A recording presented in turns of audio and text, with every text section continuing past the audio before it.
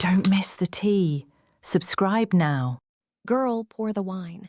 No, the big glass. You are not going to believe what I just did. I am literally vibrating with anxiety.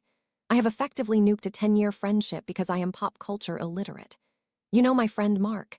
He's a great guy, but he's been trying to date and it's just one disaster after another. So recently, he meets this girl who he thinks is almost 30.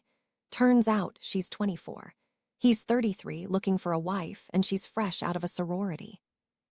We were roasting him about it, and then my ignorance became fatal. I have seen The Office, but only up to season 3. To me, Andy Bernard is just that goofy guy who accidentally dates a high schooler. So, Mark is talking about this girl who lied about her age, and a connection sparked in my brain. I looked him dead in the eye and said it. I told my friend Mark, "Oh my God, bro, you remind me so much of Andy from The Office."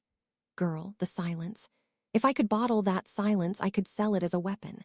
It wasn't just a nobody laughed silence, it was a you just insulted my ancestors silence.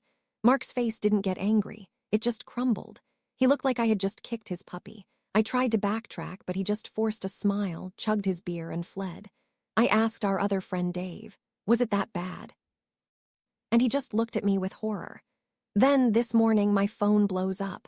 It's Dave. He tells me I need to fix this immediately because Mark is spiraling. And then, Dave drops the bombshell that I never knew. The reason Mark has been single for so long, the reason he has such massive trust issues, is because the love of his life cheated on him. Brutally. For months. My friend Mark was brutally cheated on by the love of his life, and I had just compared him to Andy Bernard from The Office. Not knowing what I'd done, I told my girlfriend about it. She stared at me, then started laughing, then looked horrified. She sat me down and gave me a masterclass on Andy Bernard's character arc. Apparently, later in the show, Andy gets engaged to Angela, who proceeds to cheat on him with Dwight. Repeatedly. In The Office. Everyone knows except Andy. He is painted as pathetic, oblivious, and the biggest loser on the show. So I basically told my heartbroken friend, "Hey, you remind me of that pathetic loser everyone cheats on." I feel sick. Dave called me back and said Mark isn't even mad. It's worse. Mark told him, "He's right, I am Andy. I'm the guy everyone laughs at. I'm the guy who gets cheated on." I broke him. I convinced him that he's the world's biggest joke. How do I come back from this? How do I tell my best friend? No, really, I just meant the part where you accidentally dated a child, not the part where your life is a tragedy. That sounds so much worse.